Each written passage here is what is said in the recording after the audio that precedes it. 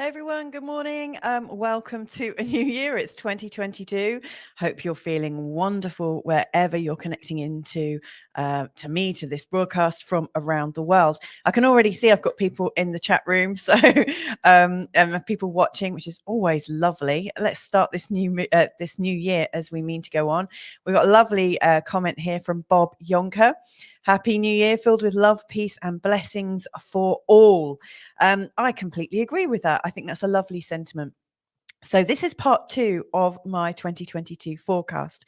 And in part 1, just to give you a quick, quick recap, I spoke about Venus retrograde that's going on throughout the whole of January, pretty much. Mercury retrograde, which starts mid-January and takes us through to the first week in February. I spoke about the powerful new moon on the 2nd of March, which absolutely encompasses this beautiful feeling of transcendence and a real sort of like dipping our toe into the waters of spirituality. I also spoke about April, which has 2 new moons. And the first eclipse of the year, and on the 12th of April has this really powerful conjunction between Jupiter and Neptune, which really is, the effects of it are going on between March to May. I also mentioned about the upcoming Uranus North Node Conjunction, which I'll be talking about today. I went through each month, January to the end of April. So I'm going to start off today going from May to December. And I'm really hoping I can get it done in all that time. But, if questions come up, then, I may well, take a little bit longer, in which case I'll just record a part 3 and a part 4 at my next opportunity and advertise it. When I have done the full 2022 forecast, I am also going to do an additional session that shows you how to use astrology yourself. Now, it's not like an in-depth thing. I have got a free course, and I've got a new course that I'm going to be launching at the end of January, I think. I say that just because dates do get put back a little bit. I'm a busy mum with 3 kids, but I am absolutely in the tail end of writing this really quite big course to actually teach you every single step that you could possibly need to interpret your own chart and also the charts of other people, and also to prepare for things that you see. And that's the whole point of this extra recording that I'm going to do. I'm going to show you how to set up your birth chart on a very simple and free website called www.astro.com. I thoroughly recommend it. It's perfect. I mean, I've got other programs that I use, but it's so user-friendly and its charts are really easy to read, and it's a very simple process. But once you have a copy of your birth chart in front of you, and you'll see the exact degrees of every one of your planets and also your angles, you'll also be able to see where there are crowded areas in your chart or really sensitive areas. And in the recording that I did in part 1 and in this one and any subsequent ones about 2022, or in fact, other ones I do later on in the year, I'll probably do a Jupiter special and things like that. But I will talk about the sensitive areas in the cosmic charts. So, you might hear me say, like 2 to 6 degrees in the sign of Scorpio is super sensitive. And that's your cue. If you know your chart and you know that you've got something really emphasized in that area, then you know that that's something to pay attention to. It's a big thing coming up for you, and it's worth preparing. So there you go.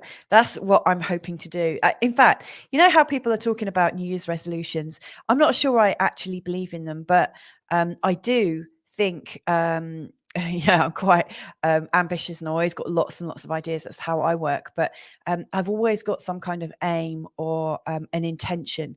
And my intention at the moment is to help put astrology in the hands of as many people as possible. Not so that I have to continue to do this, but so that people can be empowered to be able to use the very simple messages, the very simple wisdom that has been accumulated for thousands of years, and to put it into practice in their own life in a way that is meaningful. So that is my intention for 2022 and beyond, is to help help people understand their cosmic programming. So there you go. It's quite a big one, and I may make it bigger. Who knows? Maybe you can help me co-create that. Let's see. So anyway, we've got a message in from Jenny Slater, who's joining us from France. Happy New Year, Team Humanity.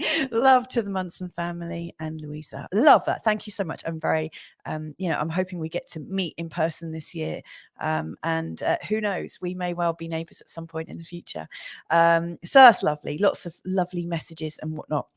So let's get cracking, because obviously, as you know, part one, I kind of overspent my time that I was hoping to, but it is what it is, and we've got to just crack on. So let's start then by looking at May. So I've got the chart in front of me. I'm going to make it bigger for you. So this is the first notable date. And you might want to just grab a pen and a piece of paper, because even if this chart doesn't fit in with your birth chart exactly, what I will be doing with each of these charts that I share with you is I'll be giving you the overall theme and flavor. Like, one thing that I always believe or have noticed, with my clients and stuff, and in my own personal life, is that in between the new moon to the full moon, in fact, let me just move that back just for a second. In between the new moon and the full moon, we're in a waxing phase. That's where the energies are very supportive of growth. And then in between the full moon and the new moon, we're in the waning phase, where the energies are very much about pulling back, refining, reviewing, and being more introspective. So you've got a very sort of like push and pull energy, almost like the tides. Okay. Only these tides take just under 2 weeks, literally just under 2 weeks. So you got this in breath and out breath. It's like Earth is breathing, our like cosmic skies are breathing. We have this beautiful influx of energy where we're growing. That's when I sow all of my seeds, like literally in the garden. And then we have that out breath where we're releasing, letting go, and we're refining and tidying things up. In fact, that's when I usually do harvesting and neatening up my garden, getting rid of the weeds and stuff. So we have those two natural cycles.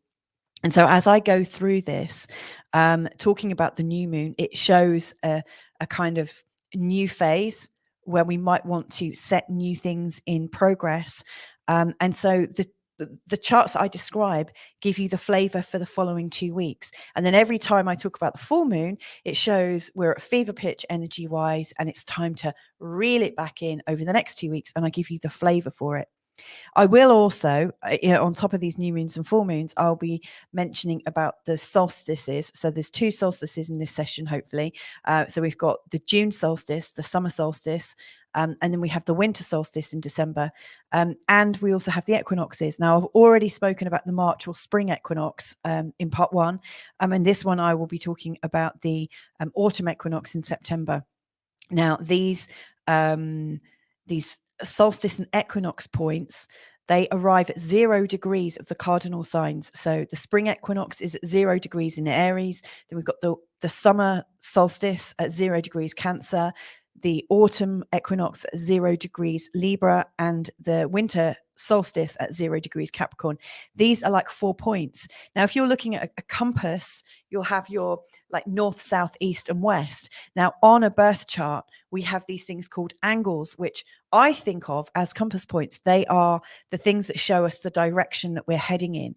Are we focused towards the north, which as I look at the chart, I think of as our career direction, how we stand in the world?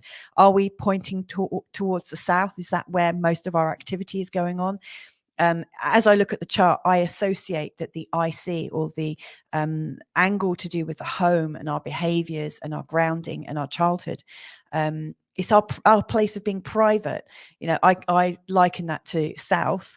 And then we've got the ascendant and the descendant. One is to one side and one is the other. The ascendant represents all things about our body and our appearance and how we come across. It's everything to do with us. And then the other side, the descendant, represents everything to do with other people. And so they are my kind of 4 points I'm looking at. And actually, if you think about the 2 equinoxes and the 2 solstices, they are like the cosmic north, south, east, and west for humanity. So yeah, they're pretty big too. And then any chart in between that I think is particularly strong and needs to be emphasized, I will talk about.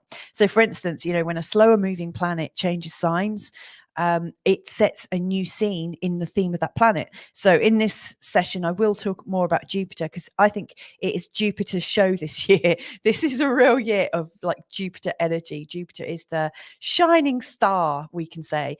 And when Jupiter goes into the sign of Aries, that sets the theme for how are we going to express hope and growth and expansion, which are all Jupiter themes, and also how things might get inflamed with the Jupiter energy. When Jupiter goes back, like retrogrades, moves backwards into the sign of Pisces later on this year, we will look at how the themes of hope and expansion and inflammation and optimism, everything to do with like expanding things, which is a Jupiter's theme. We'll be looking at that through the guise of Pisces. So you get a feel for why I do these charts. It just sets the scene, and this is all we're doing. I'm helping you understand what scene is coming next and what preparation you might want to do. Like if I were in your shoes just before this happens, this is what I might do. ... fill in the blanks. So anyway, let's get started. So I really am going into May now. May is an interesting month. There's Jupiter actually going into the sign of Aries this month, and we've got a total lunar eclipse. So this first chart, then let me bring it up so it's a bit bigger. And if you have any questions at all, put them into the chat room. And every now and again, as I flick, backwards and forwards, I will do my absolute level best to answer anything that comes up. So this is the chart for the full moon on the 16th of May. Now, what is significant about this? Let's have a look. Well, the first thing I should say with all these charts, I've set them to London as the place of like its actual moment that it happens. The reason I've done that is if you look at the time zones between all parts of the world, during the day, London is that midpoint. So that's why I use London as a guiding point. Also, a lot of my, although I have a lot of people watching me from America, a lot of the clients that I work with on a regular basis are in the kind of London time zones and European time zones. Right. So the full moon, the full moon on the 16th of May is also a total lunar eclipse. This is this emphasizes the full moon energy. This is where the energy reaches such a level that we almost pass out from the energy of it. It reaches such a huge point that it almost like blanks us. It causes something to trip, and it causes this moment of blankness and reset, a bit like when your computer gets completely overheated, overworked, really bogged down, and sometimes the only thing you can do is actually turn it off and reset it and switch it back on. So it is like a cosmic reset. Now the eclipses always or tend to coincide with the North Node. So the North Node is here. And this particular eclipse or full moon is so close to the North Node. And I'd have to do another session to explain that clearly, or a few sessions. So I'm not going to go into it, but they are very karmic points. These full moons and new moons that coincide with the North Nodes and the South Node are karmic. It's signposting where humanity needs to be heading. Now, with this one, the moon is in the sign of Scorpio, which shows that people are super intense on the 16th of May. And yet their bodies and their usual personality, we're wanting to be as calm and practical as possible. And we're wanting to be as balanced and loving and generous and kind as possible. But we have suspicious minds, and our minds are going like crazy. Now, how this is going to be expressed, I mean, you can see the tension. These red lines here show where there are conflicting energies and emotions. So we've got this really suspicious mind, and we're putting people through the wranglers. We're saying, what did you mean by that? Like really, wanting full accountability and being really quite not manipulative, but putting a lot of emotional pressure on people. And also Mercury's retrograde during this point, which I think I mentioned. Actually, Mercury goes retrograde on the 10th of May. So it went retrograde just a few days before, 6 days before. So Mercury's retrograde in its own sign of Gemini.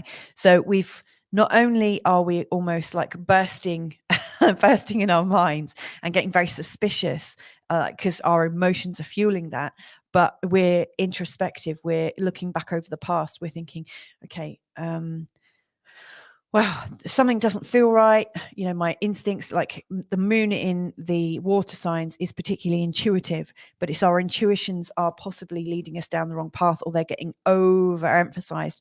And so Mercury, we're rethinking, we're going back over the past and thinking, where was I? What was I thinking? It's almost like we're waking up from a dream state, and it's causing a very sort of strong disassociation between our emotions and actually our calm state of being. So it's really stressing us. One of the things that I recommend we focus on is, first of all, this conjunction between Mars and Neptune in the sign of Pisces. Mars and Neptune in a conjunction, it's not a very pleasant coupling. I've actually got it in my own chart in the sign of Sagittarius. Neptune is about our spirituality and our ability to imagine and create and be very intuitive.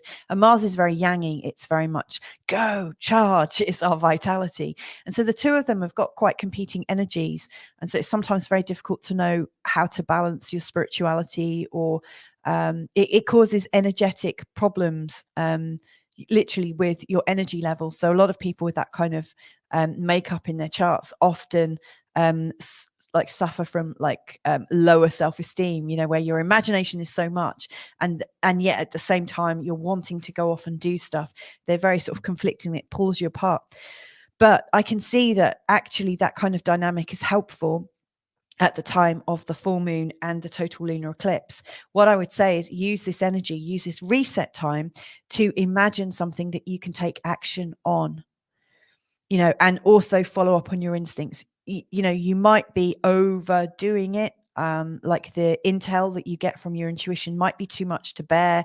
It might be more than you can cope with, but it's important to find a way to take action and find a way to work off some of the tensions.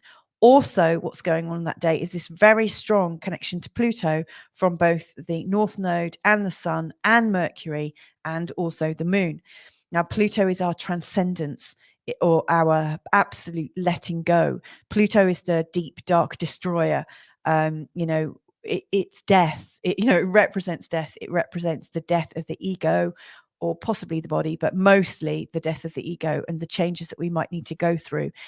So to be able to realize this, we almost need to say, I allow my mind to die to this. And good luck if you can do that. I struggle with that. But there have been times when I've just had to say, I realize I have no control over this. And in fact, the only control I have is to choose to be peaceful and to choose to be loving in this moment in spite of what's happened. And it's this kind of control switch. It's like things have got too much, so deep, so strong. There's nothing I can do. And you have to kind of die to that illusion that we have any control over it and just let it be. And realize that actually we don't die. Actually, what happens when we kind of let go of needing to control something, we usually find an inner peace.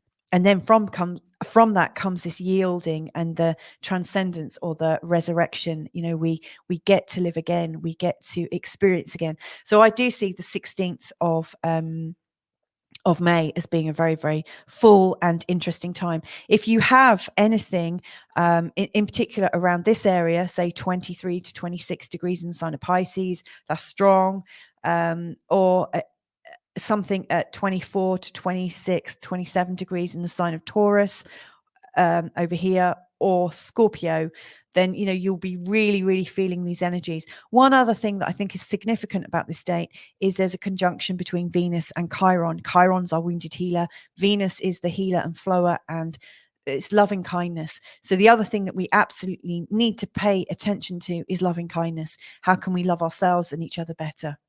So hopefully that's helpful. Let's just check if anything's come in from the chat room. We've got a bon dia from Capricorn 12. Merry Christmas. Happy New Year to you, my good friend, and to your lovely wife. So hopefully we'll be seeing you in 2022. I'm sure we will. Thank you for dropping by. So let's have a look at our next chart. So this is the new moon. So 2 weeks later on the 30th of May. Hang on, I've just scrolled ahead from that. Let's just bring it up bigger so we can get the feel for it. Now, this is big for people who are born around the time, of the May the 30th, so they're at the start of Gemini energy. So we've got a new moon at 9 degrees in the sign of Gemini. We've got the moon there, the sun there. Now these represent resets. So the last one was an emotional reset because it got too much. But actually, the new moons are where in the sky it appears that there's nothing. The moon has disappeared and then it slowly comes back into reality. And so we're in a growth phase, and it's gentle. It's not come about because things have got too much, like the previous reset point 2 weeks ago at the time of the total lunar eclipse.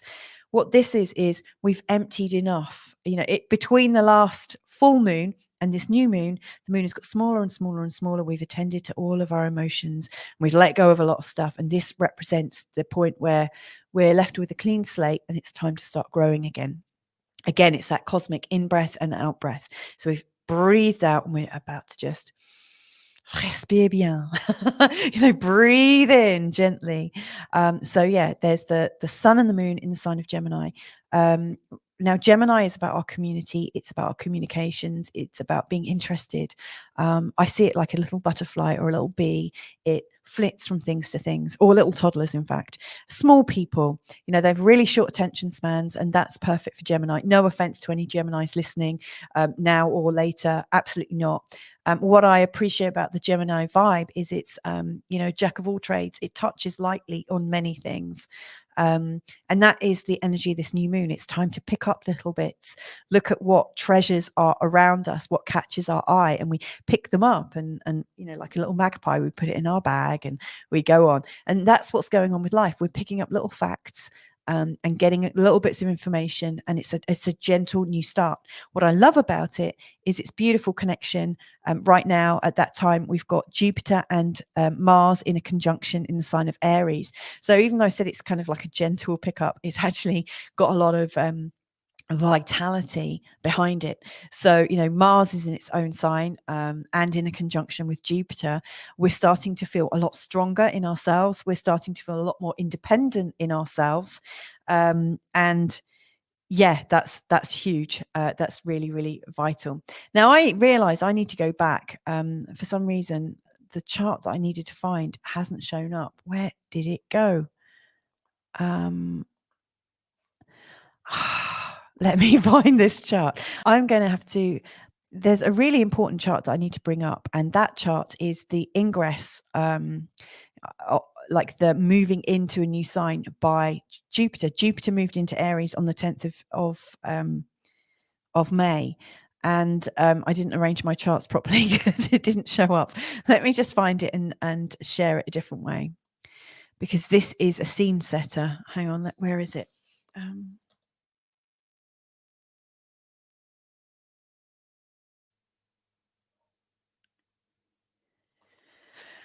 Okay. It's actually on the 11th of May, 2022. Love those power numbers.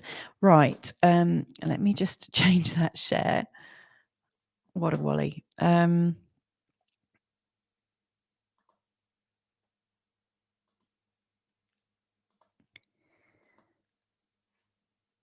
We've got a lovely bon dia from Catherine Conan. I'm going to pop her message on the screen in a second. Okay, so hopefully now you can see this screen, and I'm going to try and make it bigger if I can. Hang on.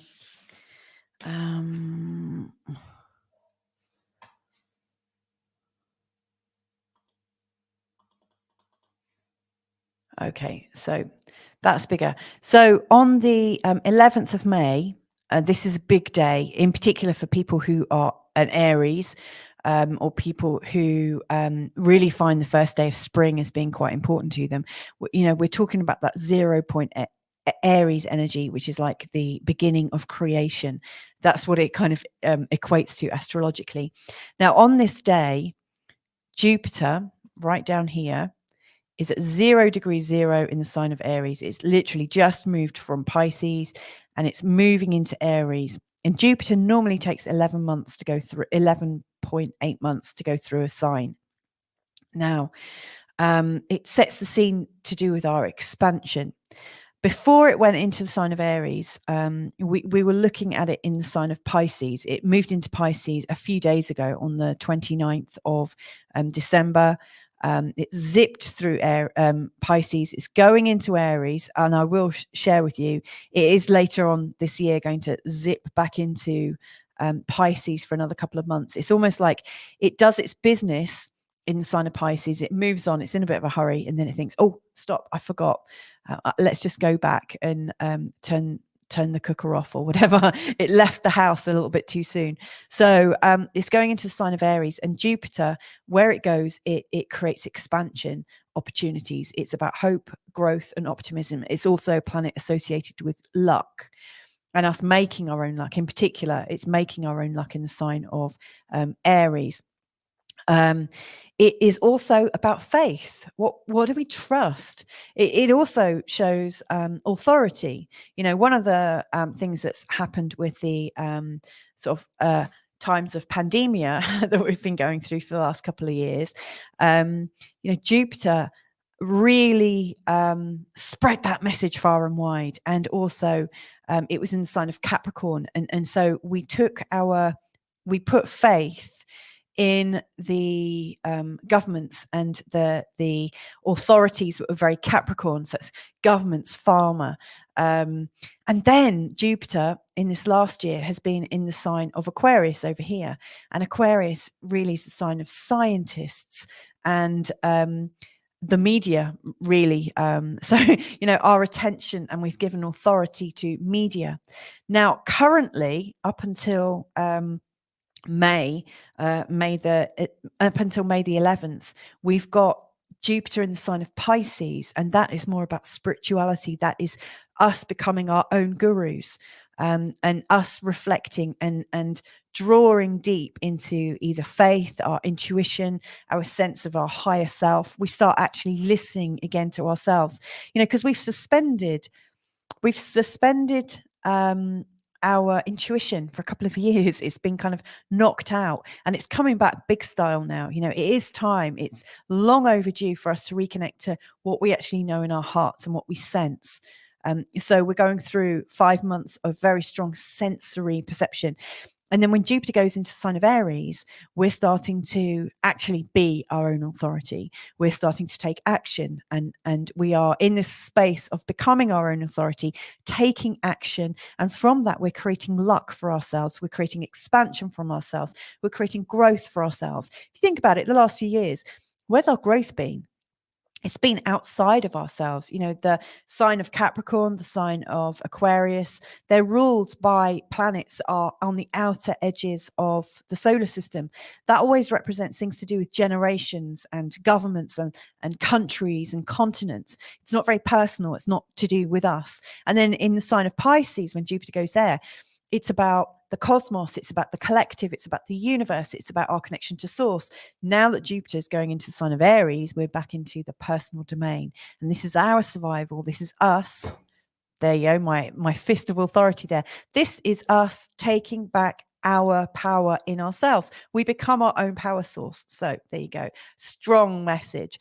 Now, something else that with this Jupiter session or like time as Jupiter goes into the sign of Aries, it's also significant because it's in a great sextile with Pluto. It's showing that the time really is now for us to actually know in our heart of hearts, and to not listen to the media, not listen to the governments, not listen to peer pressure, but we make our own decisions. And actually, that's what life is about. Like what happens to children? They're surrounded by parents, and they're surrounded by school teachers, then they're surrounded by all these people around them giving them advice. But eventually we have to leave home. We have to grow up, and we have to learn to discern. And that is what's going on. Like, it's like the community of the world have gone through this what feels like an eternal childhood, and actually it's time for us to get our first job, get a paper round, or to actually think, okay, I'm ready to leave home now, and make my own decisions. And that is supported by Pluto. It's giving us power. It's showing that we are transforming. We are absolutely transforming. And Jupiter is also in a great relationship to Mercury as well. And Mercury's retrograde during this time. It's funny that Jupiter and the Mercury retrograde seem to be working hand in hand this year very, very strongly. But it's showing we are developing the skills to not only discern for ourselves, but to actually work through the facts and figures. So as Jupiter goes into the sign of Aries on the 10th of May, I think there's going to be a lot of people double checking. Like for the last 2 years, people have taken as read all the information that they've been given. And all of a sudden, there's some red flags going off in their intuition. They're sensing something's not right, and they're actually going ahead and finding the information out themselves, and realizing that just because something is called the news and we've been programmed to believe it's the news, that it's not necessarily right. I loved a recent video by JP Sears, where he was he was talking about the World Wrestling Federation. For years and years and years, we thought it was real, like this wrestling, these big shows and stuff. And then somewhere along the line, we started to think, oh, it's a setup. We're not quite sure. This feels like a piece of theatre. We're not really seeing real fights. These are pre-choreographed fights. But we went along with it for a long time. And then a decade or so later, they actually say, oh, those fights you've been watching, yeah, it's all made up. And we're like, we knew, but we took it that it was the thing that we were watching. And I think he was really spot on, because we have for a long time taken that the news is reported for us and that it's 100% accurate. And people are, planning their lives based on that certainty. Well, what's happening over this first part of the year is we're starting to realize that there's some big inconsistencies, and now it's time for us to A, become the news, and B, research it thoroughly ourselves and discern what is right. And people will say, well, you must listen to scientists, you must listen to these experts. But most of us in our midst know people who are trained in that area. So, it's a time for us to have these open conversations. And, when I was talking in part 1 about the whole purpose of the North Node going into the sign of Taurus, it is about us deepening our relationships with people around us. And not putting them on a pedestal, but saying, come on, look, let's talk about this. I want to learn this. I want to learn more. This is a time where people are coming out of their place of gurudom and sitting down amongst their fellow humans and talking openly and talking in an uncensored way. I think this is very strong. Anyway, off my parapet there. I've got a couple of what looks like spam. I'm just going to take that out. Because I don't understand. Actually, I'll just leave it in. I'll remove that later. Let's go back now and go back to the original screens I was looking at, the original charts. So we are now into the new moon at the end of May. So at the end of May, I was saying that we are in this place of lightly picking up information and rolling with it. And we also have the passion to find out information and discern for ourselves what's going on. So this is the overall energy. It's really, really strong. And I see it as a time when we are starting to take full control for ourselves and what's going on. So yeah, that's very, very strong. If you have anything around say 8 to 11 degrees in the sign of Gemini or Sagittarius, it's opposite sign, so here and down here. Also, you could say the same for Pisces and Virgo, because that would create sort of like jarring and catalyzing energies at the time of the new moon. So that's very strong. Also, if you have something around 2 to 5 degrees in the sign of Aries, you will be feeling very energized around the time of the new moon in Gemini. Anyway, moving on, let's zip through this a little bit faster. So the next significant time is the 14th of June, when we've got the full moon. As you can see, the moon is here in the sign of Sagittarius, and the sun is here in the sign of Gemini. Complete opposition. The Gemini theme is showing facts and information, like small bits of information, and then our emotions are steeped in deeper philosophies and deeper works. And so what's going on here 2 weeks later from the full moon is we're actually coming to from the new moon, where what's happening is, from the 2 weeks where we started to take more discernment and are researching things a lot more thoroughly, we are now coming to a time when we're realizing, actually, I'm going a lot deeper in some of these things.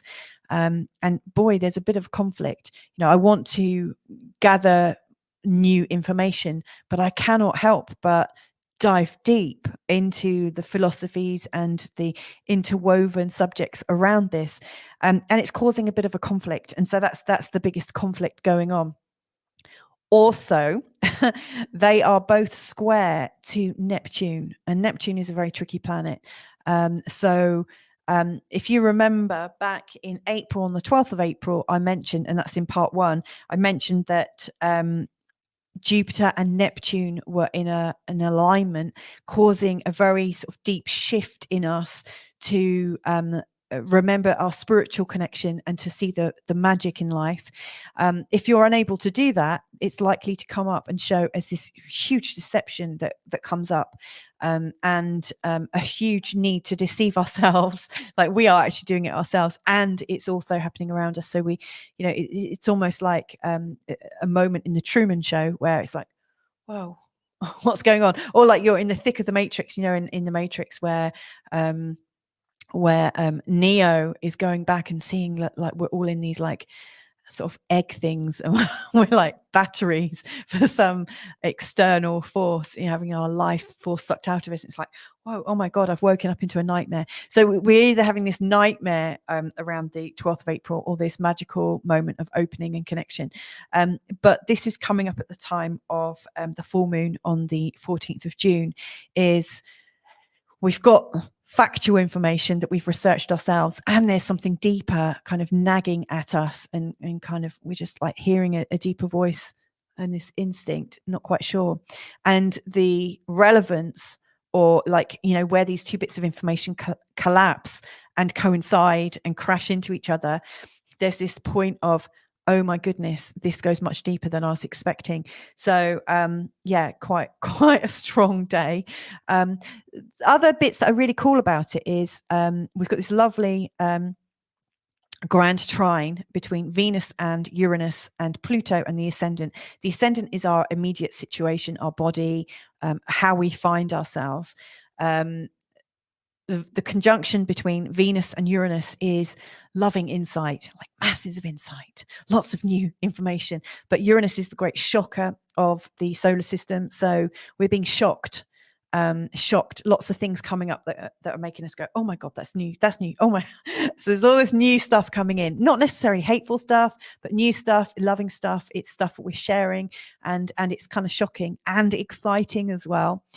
And it's also linked into Pluto, which is, if you're holding on to your ego and you're saying, no, I'm an expert on this, nothing's going to shift me, it's going to be painful.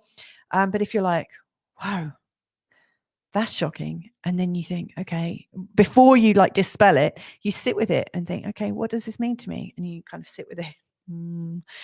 Bit of navel gazing, maybe some deep breaths, very helpful if you're in a moment of shock. But you sit with it and realize that actually whatever's going on, you're connecting into that part of your survival, or the part of your great magnificence. And as you do that, comes this sort of like new relevance. It's almost like a coping mechanism. So irrespective that I'm seeing belief systems collapsing mid-June, for lots and lots of people, and resetting, I can also see that there is an opportunity to breathe through it and to learn. And if that sounds like your cup of tea, I put out a video yesterday, an enlightened conversation with my good friend TC Aila, also known as Tanya Castillo. Last year, we went pretty much on a monthly basis, most months. We recorded something. She is a fully awakened, realized being, and we've had talks with other people. And she's shared over the last 12 months many ways for you to find your calm and to breathe through any trauma that comes up, to breathe through. So, I recommend, that there are these perception saving and life enhancing techniques that we can use to cope. So yeah, this is quite a big moment. The next sort of scene setter, I think, is the 21st of June. That's our summer solstice. That's showing, for us in the North Hemisphere, for all of it, those joining me in the Northern Hemisphere, this is our longest day, the most light, and then we're kind of narrowing down to the dark. Slightly different, obviously, or flipped if you're in the Southern Hemisphere. The scene that is being set here is interesting, actually, because the sun is actually working with Saturn quite well and is working with Pluto. So it looks like consciousness now is thinking, okay, wow, there's a lot going on here. How can we actually function in this meantime? How can we start rebuilding things in a practical way? How can we parent ourselves? How can we work with authority? It's showing a very sort of like interesting relationship with sort of ultimate powers. I see this as a time of us connecting into our own empowerment. But the sun is in a bit of a pickle, really. There's conflicts with our imagination and our intuition. There's conflicts with our emotions. There's conflicts with our sense of expansion. So at some level, it feels like the next quarter from the 21st of June, taking us until the end of September, that quarter is showing that we're trying to find the handrails. We're trying to find the exit signs, like if you're in an underground car park and all of a sudden there's a power cut and you're like, oh, where do I go? And we're trying to look for signposts. And if you're lucky, you might see one of those glow in the dark exit here signs. So we're kind of like fumbling around a little bit. And that's how I really see us actually, is fumbling around from the end of June until the end of September. We're in this new phase where our raised consciousness, our trust in our own intuitions, our realizations over the last 3 months have meant that we can't necessarily trust all of the things that we have put our life on. So it's a kind of fumbling around. But if you think about it, like when you left home, when you got into the real world for the first time, you probably had those experiences. We all have the skills to deal with this. It's just we've kind of forgotten about them. We've kind of gone to sleep with them. So this might feel very risky for some people and very scary. But, for those of you that have always challenged yourself to follow your heart and to trust that life is always going to provide for you, then this won't be a huge shock. But it might be for others. And so this is a time for all of you light workers, everyone out there that is committed to raising the vibration for humanity and to help and assist others. This is a time when you might want to be that signpost for others. Then the last chart in June that I'm going to refer to is the new moon.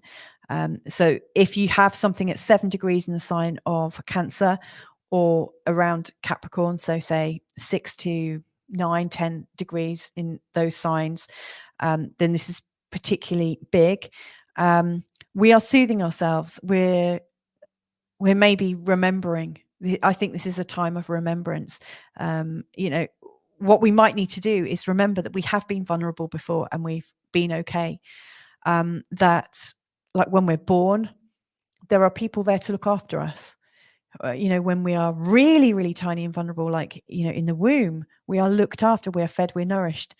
In fact, we are looked after for a really long time until we learn that it's not safe, or that the people around us aren't capable of doing that. And as we grow up, we start to take more and more responsibility for ourselves, and also realize that it might be harder than we think it is. But during this time, this is a time of for us to remember that we're always provided for, even when it looks like we're not. So this is a time of deep trust. It's a time when we may well go into the collective cave, and go into hiding a little bit. We might be a little bit more reticent as we're learning to trust ourselves and our instincts. And it's normal to process things like that. We've had quite a communicative time. We've been sort of like plugged into everybody else for the previous months, and this is a moment of privacy. I'm thinking. This new moon is exactly square to Jupiter. So again, there's been so much growth and so much change, and so much new information. And we've been feeling quite strident. We've worn ourselves out. Venus is also at 7 degrees at the time of the new moon, in the sign of Gemini. It's in a very helpful position, again, showing all we can do is be forgiving and consider loving kindness as a way through.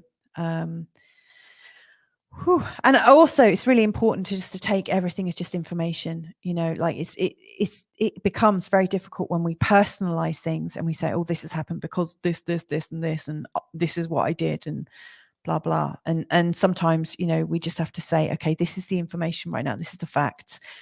What are we going to do with it?" So we don't personalize it too much. Okay. Next chart then is the 13th of July, which is a full moon. Now we've got a couple of big things in July, so get ready.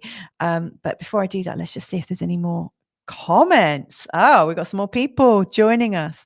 Penny Albertella from Devon in the UK. Hey, hi Louisa and all. Only just joined, so we'll watch the earlier bit on catch up. Feel free. Bob Yonka, is there a chart to see? Oh, I haven't shared it. Thank you. Oh my goodness. I'm half asleep today. Forgive me for that. Expats Portugal is laughing. That's my husband. He could have just knocked on the door and told me that. Venus is at 7 degrees in Gemini in my birth chart. Yeah, well that is going to resonate. That's going to definitely do some things for you, Penny. Right, let me just go back to the chart that I was sharing, which is the full moon in July, on the 13th of July, at 21 degrees in the sign of Cancer. Now, it's an interesting one because, first of all, you got the full moon energy, which is the almost pulling apart of the human psyche.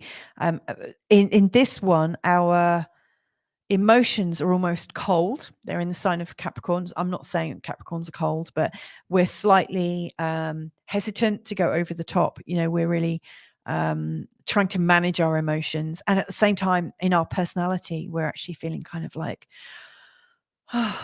watery. It's almost like we're trying to hold ourselves together. Now, the moon is in a conjunction with Pluto. So not only we're trying to hold our emotions, we're trying to control everything around us to do with our emotions. And yet, actually in our real everyday lives, we've got information and we're connected to family, we're connected to friends, we're connected to all the people that keep us feeling things. So this is an interesting full moon. It's very kind of personalized. We wouldn't have to hold on to things and try and control things so much if we weren't actually in a state of feeling. Significant things coming up. I really see the most significant thing is that we've got this impending conjunction between Uranus and the North Node. So we're already starting to feel shocking change, almost like there's this karmic rebooting going on. And actually, the reason why it's difficult and the reason why we're trying to control things and hold things down is because we know that we're in the middle of this change. We're in this middle of the flux, and it's like, oh my God, what can I hold on to? Like, I'm wobbling the table there. It was me grabbing my desk. So yeah, we're trying to hold on to the sides. Next chart that I see as being important. Again, I need to just come out of here and actually show you the actual chart for the Uranus North Node Conjunction. Let's see if I can find it.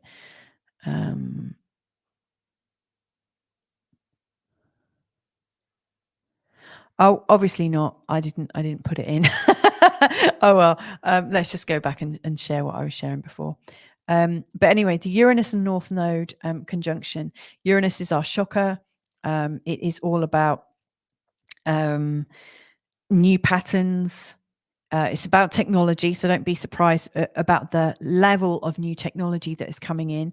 It definitely represents AI and all sorts of technological advances and controls, but it also shows telepathy and instinct and channeling and flashes of insight. It also shows inventiveness. It also shows originality. It also shows real independence. Uranus is a trailblazer. If you've got tons of Uranian energy in your chart, like it's on your ascendant, then you will always have, done your life in a very sort of original way. You will have probably shocked a lot of people and kind of upset them actually just by being so different. So this is a time of difference and also a bit of AI on the side, which you may or may not feel comfortable with. I know where I stand on that. And yet there might be times when AI is quite useful, but I mean, we couldn't do this show without technology. So, I mean, this is interesting. I would imagine at some level, with this Uranus in a conjunction with the North Node is about our collective karma. I would imagine at this time, as Uranus and the North Node come into a conjunction, it's a very rare event. It doesn't happen that often. It will happen once every 18, 19 years. So, it happens very infrequently. But I would imagine with this one, there will be a very strong agenda on transhumanism, like how does the collective karma get impacted by technology? There could be something huge going on about our connections, 5G, etc., or ideas of satellites and all sorts of different things. The idea of smart cities, which for a lot of people look like a great scenario. Or it could be a time when we are in the middle of noticing the release of lots of new technology that we've never heard of before, or we've sensed was possible but not quite. So it's all about the new, it's all about the shocking, it's all about new systems of thought that are going to impact humanity and be part of their karma. How I see it playing out is there'll be all of that. And you will be more aligned with one rather than the other. I suspect I'll be at the end of new technology and channeling, from my job and from the way I live my life. And for most people, there will be us charting a new course. So this may well show up as the great bifurcation of humanity, which lots of people talk about. Who knows, that we become more polar, like we almost become two different races. Who knows? I hope not. I'm still holding out for, a sort of a great awakening. Who knows how it's going to play out, but yeah, it's pretty big. So yeah, that's the Uranus North Node conjunction. It's huge and it is a massive scene setter, and I will be talking more about it in the year ahead. Now, the next chart then, wow, I've got some really silly comments. It's obviously some spam going on. So let me bring this chart up. So on to the next chart, which is the new moon on the 28th of July. Now, this is around the degree of 5 degrees in the sign of Leo. So if you've got something at 5 degrees Leo, or just either side, say like 3 to 8 degrees in the sign of Leo, or the same in its opposite sign, which is Aquarius, or even in its square, which is Taurus down here, or Scorpio up here, it will be a very, very strong time for you. Have a look in your chart. Have you got anything at 5 degrees in the sign of Leo?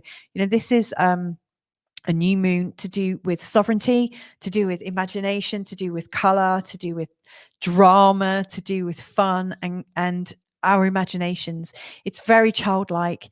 Now it is in opposition to Pluto, so it's showing that actually we're kind of eschewing the sort of big brother. We're kind of saying, ugh, don't want big brother, thank you very much. Actually, what we need right now is our own color and our own creativity. So this is a huge opening up of creativity. I think it's rather good. We've also got this lovely Uranus and Mars conjunction showing that we are being very spontaneous and being very active in being independent and colorful and creative. So I just think there's going to be lots of excitement coming out of this time. I think it's really useful. So that's July. August then. August is actually quite a quiet month, so I'm not going to pay too much attention to it. What I really see going on is we've got the full moon on the 12th. It's a tricky one because the moon is in the sign of Aquarius and it's in a conjunction with Saturn.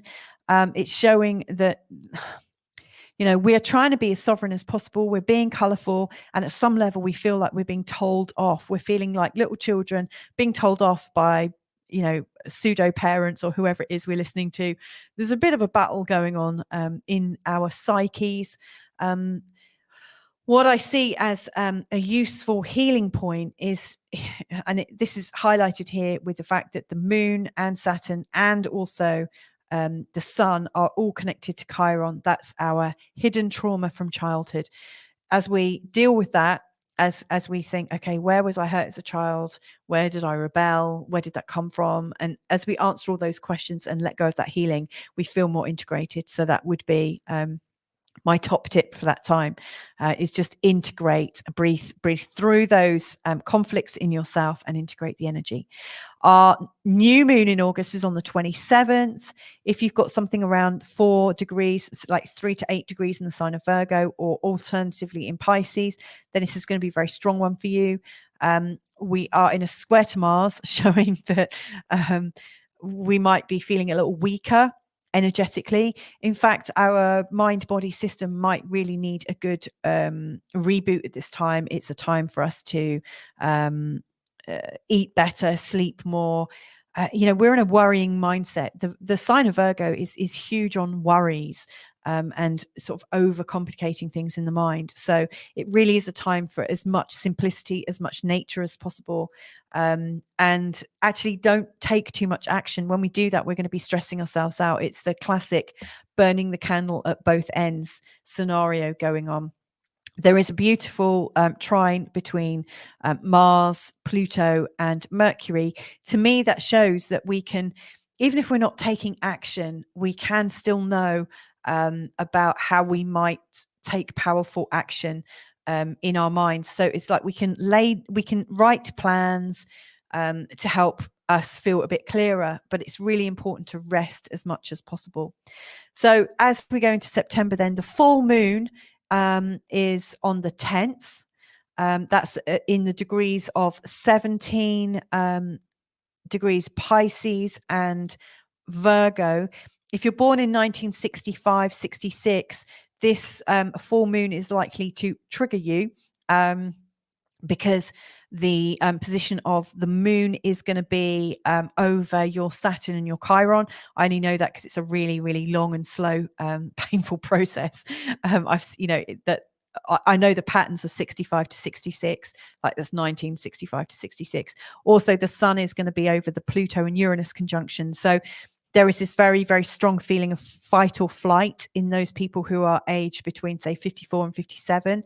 Very, very strong feeling of itchy feet and a very sort of like nervous time. What is hugely supportive of that is that this new feeling of independence becomes possible. It actually feels like we can take new leaps into the future and not worry so much. The foundations have already been laid. You already have all the skills that you've ever needed. All of your resources are inside. Just absolutely dig deep inside yourself. You'll be fine. On the day of forgot to say, on the day of the full moon, we're hitting our third and last Mercury retrograde. So as you see on this full moon, Mercury's just gone retrograde. It will be retrograde for approximately 3 weeks. And during that time, we are rethinking. So yes, this new feeling of independence is coming out, and it is time to remember all the resources you've got in place, and you are kind of rewiring your brain. I actually love the Mercury retrograde times. It's totally a time for us to reimagine. I'm always excited by that. Our next chart is the 23rd of September, which is the autumn equinox. That's when the sun is at 0 degrees in the sign of Libra. You'll notice on that day, Mercury is also on that equinox point at 0 degrees. It's funny because the sun is going into Libra and Mercury retrograde is going from Libra into sign of Virgo. So this is a crossing over point, but it's a strong point. Our mind and our personality, we're at this new stage. So the next scene for the following 4 months, if you think about the one from June to September, I said that the scene was about us kind of growing as people, and understanding what it is to take control of our life, and to realize, how we can live without having those crutches of reassurance around us. And actually what's going on from that September equinox to the winter solstice. So this is from the end of September until the 21st of December, 2022. We're heading into a time actually where we're creating strong beliefs to help us. We're realizing we have power. We're realizing, again, the message is we have all the resources we need, and all we need to do is die to our own personalities. We need to let go of all that we've learned and all that we've believed about ourselves. The more we hold on to who we were, the more pain it's causing us, because who we were is pulling us back into a place that doesn't fit in the where we are now. And this is the thing, we are going through a huge amount of change in 2022. And so the best thing you can do is kind of, it's jumping out of that plane when you're doing a parachute jump. We have to let go. We have to let go of where we were and allow ourselves to drift on the currents. Now, obviously, I'm not advocating jumping out of a plane. I'm absolutely not saying that. But what I'm saying is we're learning new and exciting things about ourselves. And for that, the best way of doing that is to allow and trust. And that's where the true power is for all of us. But obviously it will suit some people more than others. This is a time for us to regain our power. Now, at that time, Neptune is in opposition to Venus. It can show that we are starting, we're going into a new trust cycle. There have been lots of people that we've trusted before. We've trusted each other, and we've realized that the things that we were trusting each other on maybe weren't true. Not because we were actively lying, but because we didn't actually know who we were, or we didn't have all the full facts. And we probably still won't in August or September of 2022 either, or if any time in our lives. We're realizing that we don't actually have much to go on, but what we do have, and I absolutely think this is a time of loving kindness where we learn to trust ourselves. So this is an intuition growing and developing time for us. Right, moving on. So that's the scene setter for the next 3 months, from end of September to the end of December. Whew. The next new moon is on September the 25th. Now, if you've got anything around 2 degrees in the sign of Libra, or 2 degrees in the sign of Aries, then this is going to be a very potent time. In particular, with the sun and the moon in opposition to Jupiter, there is this huge feeling that we may just go a little bit too far. Penny's saying 3 degrees in Leo. Sorry, I'm so sorry that I'm going a little bit slower in bringing up these messages. So sorry, Penny. But yes, 3 degrees in Leo, that's obviously something that's personal to you. That last month that I was talking about, when that came up, that's the time for you to look out for. And actually, over the next over the next couple of sessions where I'm teaching you how to look at your chart and to learn more about your chart. And then if you choose to join me on the astrology course, you can either buy it and download it, and it will give you pretty much everything you need to know to be able to learn it. But I'm actually going to be doing it where I'm selling it, but you can also join me for a weekly lesson, and it will be a group lesson where we talk about an aspect, and we'll look at each other's charts, and we might be talking about where our Mercury is, etc., and how that works. So you could start to interpret how your chart is working. So thanks for sharing that. Family Munson, I'm guessing that's my family from downstairs. The remnants are gathering and looking forward to a rest and in the quiet August. You're so funny, Carl. We were talking about how much work we've got on and what our workflows are for the year ahead. And my biggest goal, like one of my dreams, is actually to have a quieter year. And yet, at the start of this, I was saying, I'm really committed to sharing astrology so everybody can have something that they can plan their lives by. Okay, there's a bit of confliction there, isn't there? So anyway, the new moon in September on the 25th, we are being challenged to understand that, like, we're probably going a little bit faster than we can cope. We're possibly being a bit too big for our boots. We're testing the ground. We're testing what's going on and how we can cope with it. As I shared before, we have a lot of strengths in accepting new sides of our personality and enjoying it. This doesn't have to be a painful process. This can be a fun process. Like, think about the first time, like, you went out with your pals without like supervision, or like you had your first relationship. And first relationships aren't all tragic. I mean, most of them do come to an end, but they're not all tragic. There are some really great formative experiences that we go through, and we are going to be going through these formative experiences where, yes, there are new experiences, and yes, they're scary, and actually we're okay through it. So anyway, let's cross that off. We are now in our last 3 months, and October, this is a big one. We've got a lot of things going on in October. On the 2nd of October, Mercury goes direct. So we're out of that Mercury retrograde. On the 9th, we've got the full moon.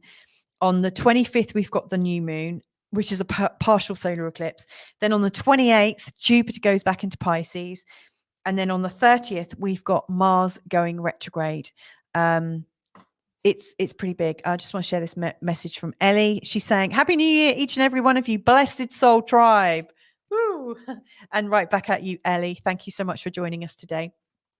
Okay, let's go into October then. So the first one is the full moon on the 9th. If you've got anything around 16 degrees in the sign of Aries or Libra, this is particularly pertinent to you. Other areas, I would just say 16 degrees. So say 13 to 18 degrees in the sign of Libra or Aries are big.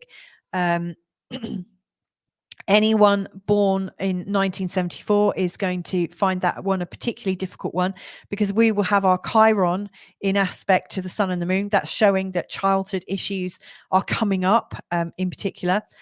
If you've got it, something at 13 to 18 degrees in the sign of Cancer or Capricorn, it's also triggering things.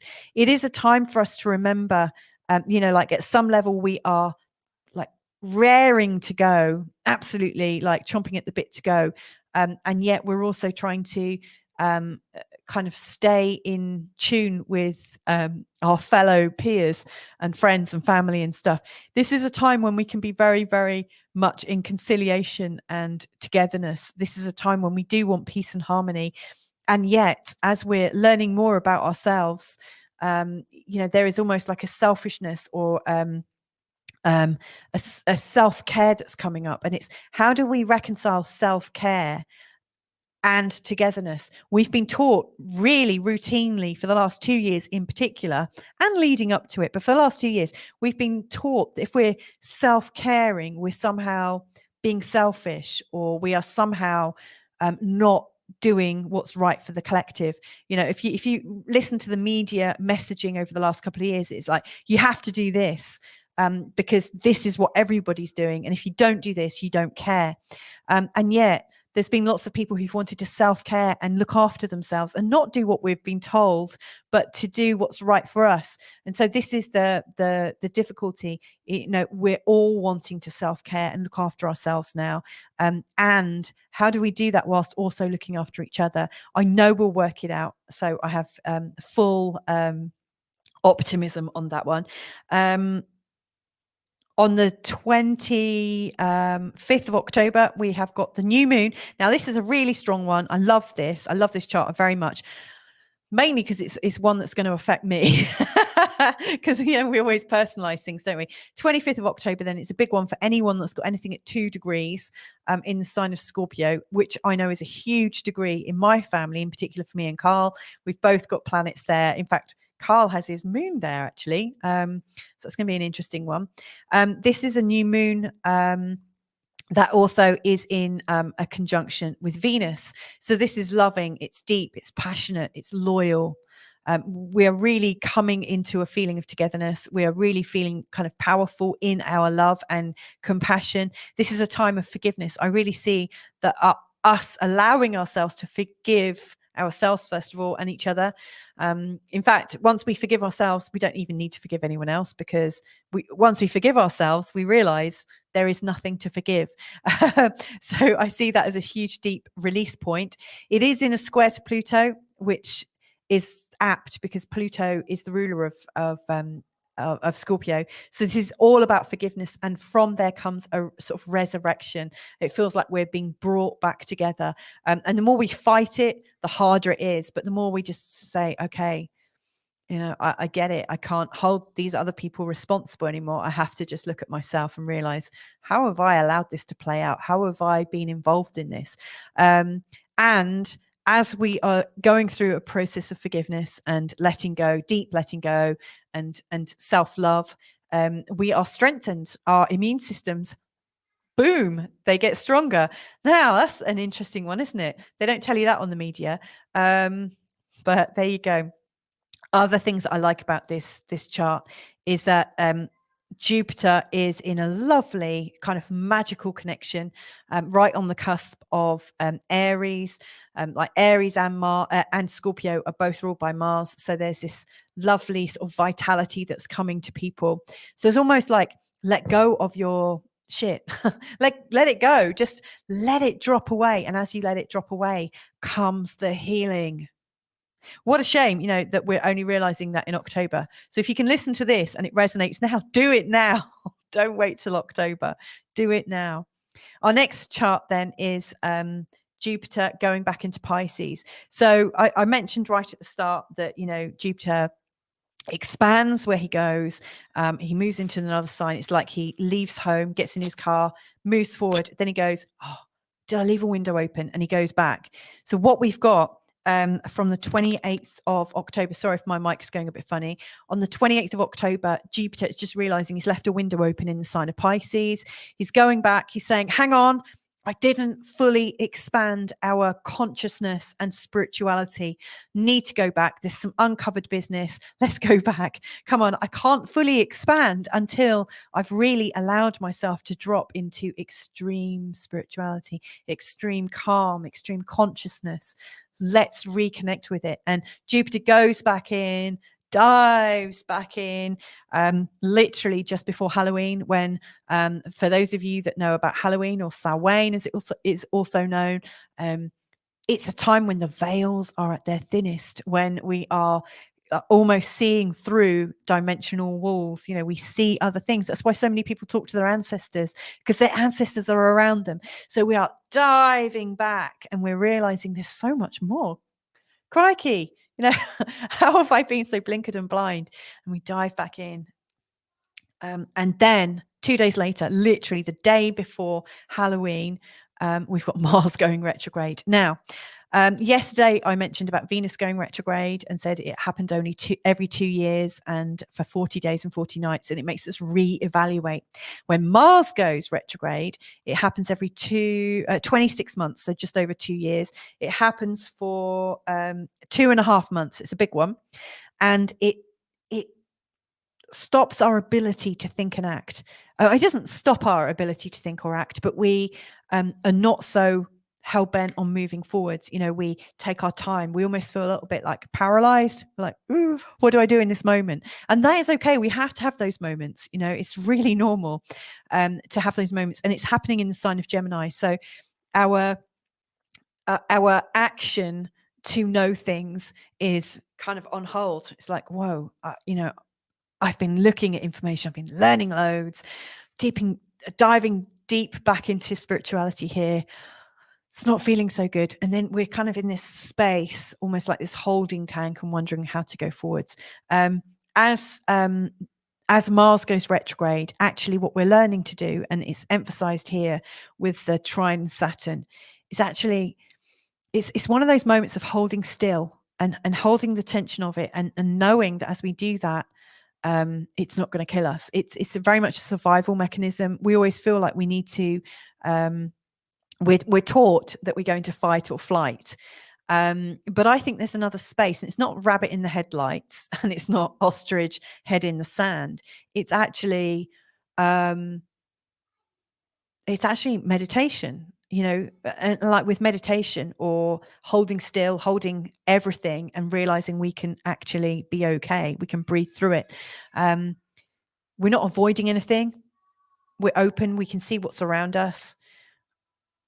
We're not allowing it to kill us. We're not allowing it to beat us, but it's observation. And we often lose that space to observe things when Mars is going direct. This is our moment to observe what is going on around us and to think, you know what? I have got time to just observe it. I've got time. We've got all the time in the world, and I'm going to observe what's going on and make my decisions from that. So it's observing, it's noticing patterns, and it's noticing, actually, there are some structures to maybe not adhere to, but there are some things that are going on, and I don't want to act now, because if I act now, I might have to take quite a few steps back. It's a time of just holding calm and holding fast, and reviewing. This, but it's actually quite rational. But obviously, as we've been growing our intuitive skills, there's quite a skill set that we've got here. So that's October. October's huge. Last couple of months then, we have got the total lunar eclipse on the 8th of November. That is a 16 degrees. This is a huge one for Scorpios and Taurians. If you're born around the 8th of November, if you've got birthdays around that time, or if you've got anything in your chart from, say, 10 degrees Scorpio to 22 degrees Scorpio, this is huge. We've got Mercury, the Sun, and Venus on one side, and we've got, this is very strong, the Moon and the shocker, Uranus, on the other side. We are emotionally feeling shocked. And it's like, cool. It's like we're taking a bullet to the chest. I'm not suggesting we do. I'm really not. But it's like, whoa. Oh my God, what happened there? At some level, we're reeling from something. And at the same time, we are in a place of wanting to survive, wanting to be strong, wanting to take control. And it's like, how do we feel control in ourselves when we're feeling shocked? Again, we are pulled apart at the seams. And then we've got this Saturn squaring it all. It feels like a Saturn represents authority. It represents rules and regulations, or you could say mandates, or things that appear to be legal. I say that very purposefully. What is coming on is shocking, deeply shocking. Not sure how to handle that really, but it's big. So I'm not going to give any advice on that one. It does feel like one of the most shocking moments of the year, the 8th of November. I don't want you to fear it. If you have areas in your chart that match that, I think it's time to realize, what is it about me and my life that shocks me? Where do I feel shocked? Where do I feel rocked? And start peeling back the layers there. Because if you can work out what makes you feel shocked in the first place, what really triggers you, and you're able to understand it at a deep and intrinsic level, when this comes about like months later, it's not going to rock you so much. If you take away the impetus, if you take away the fuels to the fire, you can you'll have some other strategies around it. So the new moon then on the, we're almost there. Thank you so much for bearing with me. On the 23rd of November, this is more simplicity. So after that feeling of shocked, we're actually going into a new and adventurous time. The 1 degree new moon in the sign of Sagittarius is beautiful. If we're optimistic, we're adventurous, we're actually wanting to kind of run off and have some fun. We're supported by Jupiter. It feels like we can expand. We're lucky. It also feels like we're imaginative. We've also got Venus and Mercury going in. They're in the same place. They're sort of excited, and it feels like we're actually free. It feels like something is released, and there's new free impetus for us. It feels like a very joyous time. I like it. I like it a lot. So into December then, and we've got the full moon on the 16th. I like this a lot. We've got this lovely, hang on, that's not a full moon.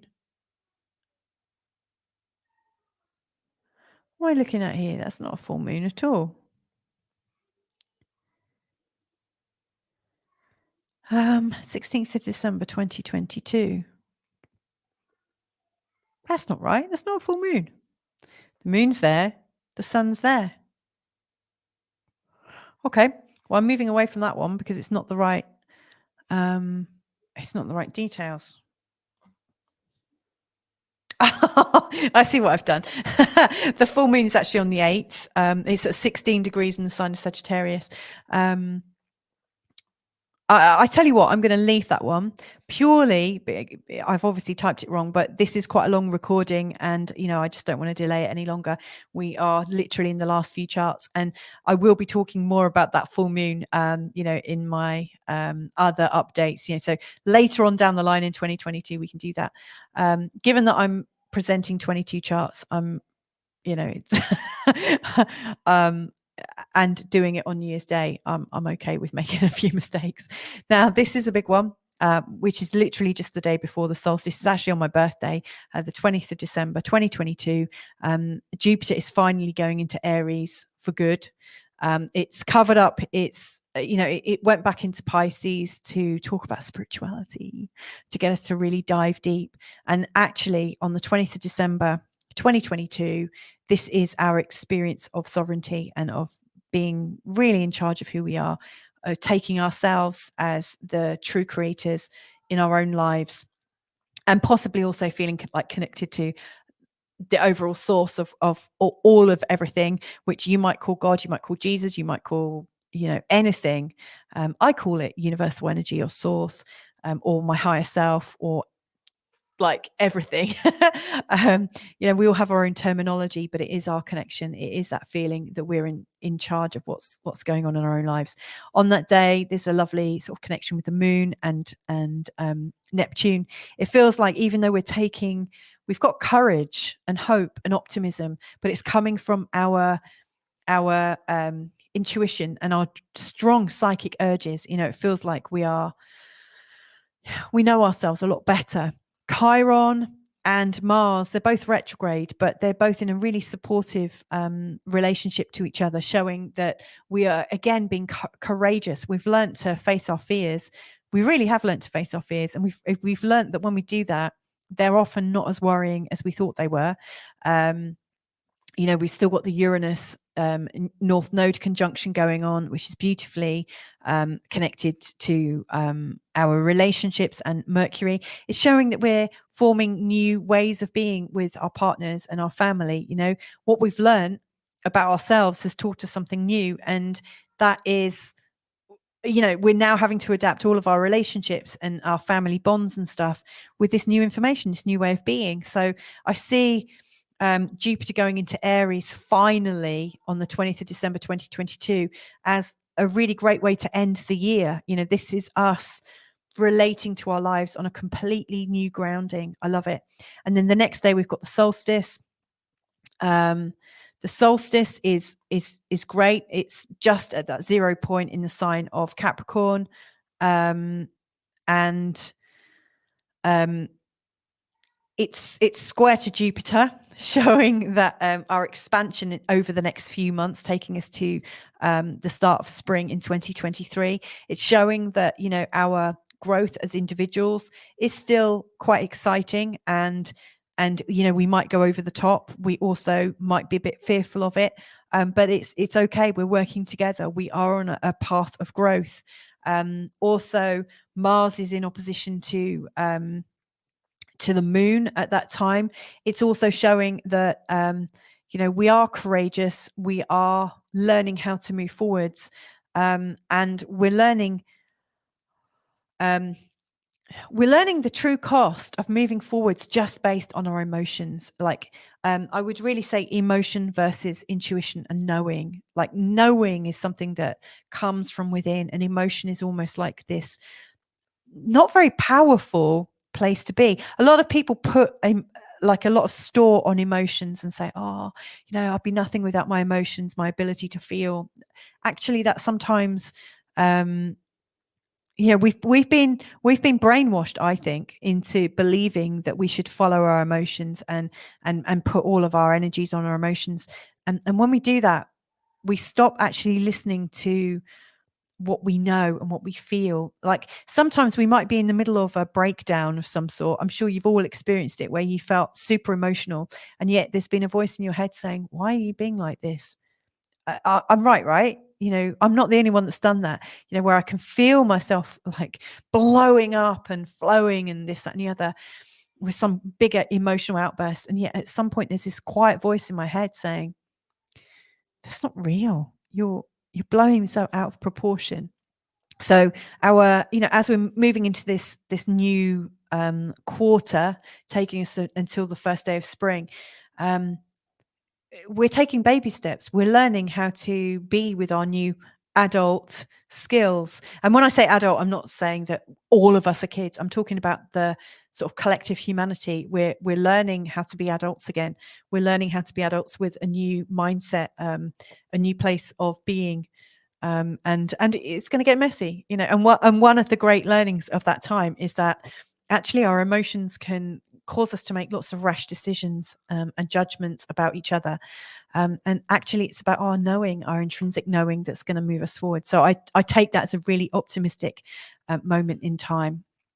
The last notable thing in the year of 2022 then is the new moon in Capricorn, which takes place a couple of days after the solstice.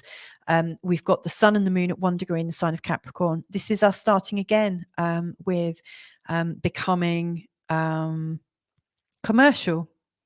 This is us starting to recreate something, to start something new. We're building something, and we've got the foresight. We're not expecting it to arrive tomorrow or the next week or even the next month. We realize we might be building for a long time, and that has to be okay. So we are starting to make longer term plans, and understand that it will take time, just as it's taken us time to grow up, just as it's taken us time to form everything of lasting value. So this is just an acceptance. It's a maturity, and I think it's a great way to see the year of 2022 out. So anyway, wowzers, that was where did my share go there? Hang on. So let's remove that. So there we go. That's 2022 I was going to say in a nutshell. It's really not in a nutshell. It's an hour and it's like 90 minutes. I just need to say hello to Anne Barrell Cox from Scotland. Thank you so much for joining us today. I absolutely adore that. I adore you. And Catherine Conan is saying, yes, that's me at times. I'm not sure which comment that is, Catherine, but I think we can all see ourselves in all aspects of that. And, you know, if you think about part 1 and part 2, this is one hell of a journey that we're on right now. It really feels like there's this huge expansion that we're going through. And during that time, we're learning these huge skills. I mean, when I look back at 2020 and 2021, I think we've learned a lot, but we've not necessarily learned it because of our experience necessarily, but more because of what we've been shown or told. What I'm really seeing for 2022 is that the learning comes from us. And that's when we really learn. I mean, think about school and all those things you learned at school. You were learning it because you were told it. You weren't learning it because you experienced it firsthand. You were learning what you were told was right. This is how it is. This is what you do in this situation. But that learning never really sticks. You know, when we get into the real world and we actually learn things for ourselves, that's when we get true experiential learning. And this is what 2022 is about. 2020, 2021, you know, we were back at school, we were being schooled in a particular direction. In 2022, we are schooling ourselves and each other. For that, I'm eternally grateful. So anyway, it is absolutely my great pleasure to sign off because I need to rest and spend some time with my family. First morning of 2022, want to have a nice breakfast with them. But anyway, it's been an absolute pleasure to be joined by you today, whether you've joined in live or whether you are, you know, listening in again. I think I'm going to do a condensed version. I'm daring myself to do it. It might take a week or two, but I will do a condensed version. Maybe I'll just do it as a blog. I don't know, but stay tuned for that. If I can be of any help to you in the future, in this year ahead in particular, then just drop me a line. You can go to www.feelgoodastrology.com/store if you want to book a reading with me. I think my work and the way I work is going to change quite considerably in this year ahead. Not entirely sure why, but I have a feeling it's because I'm going to be teaching astrology a lot more.